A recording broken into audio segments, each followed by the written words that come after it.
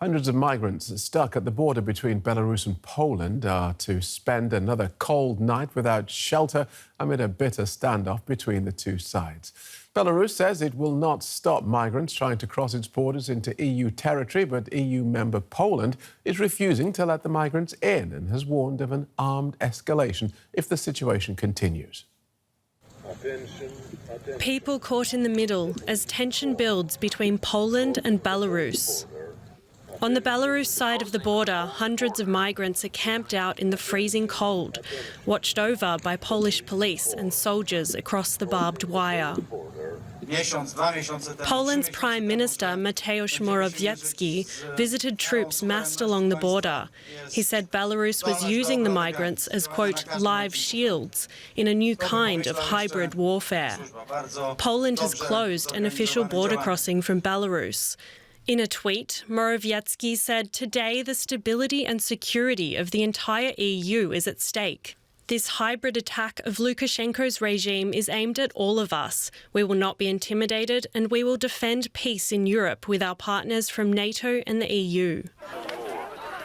The EU accuses Belarus of flying migrants into Minsk, then helping them get to the borders with its EU neighbours in an effort to destabilise the bloc.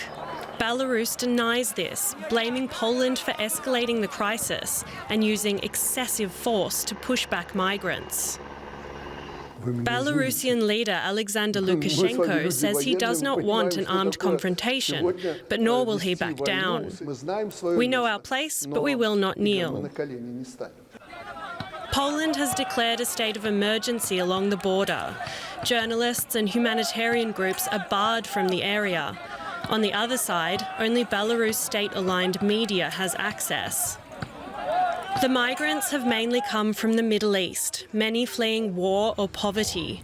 They want to head further west for a better future in Europe.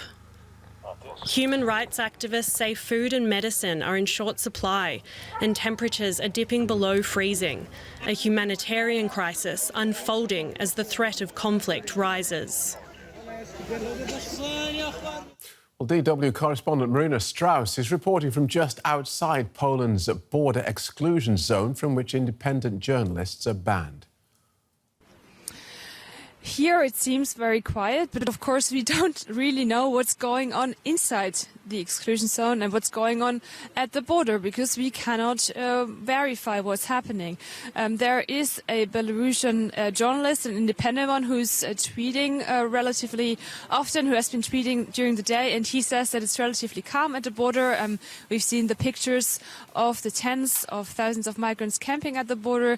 We also know that there are migrants in the woods here at the Polish side. It's freezing cold.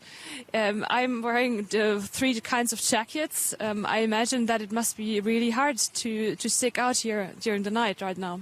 Right. Give us a sense of the mood there, Marina. Polish people are a bit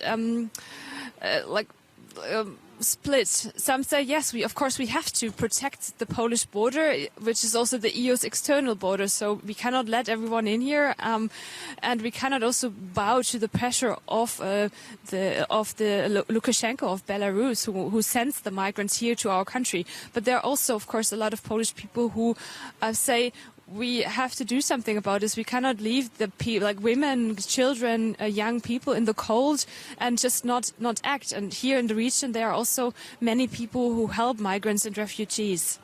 All right, thank you for that, Marina Strauss, near the border between Poland and Belarus.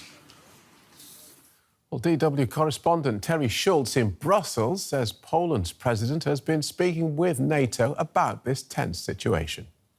This is not a situation that NATO would physically get involved in. The Secretary General sends out regular messages of support for Poland, Latvia and Lithuania, all of which are NATO members.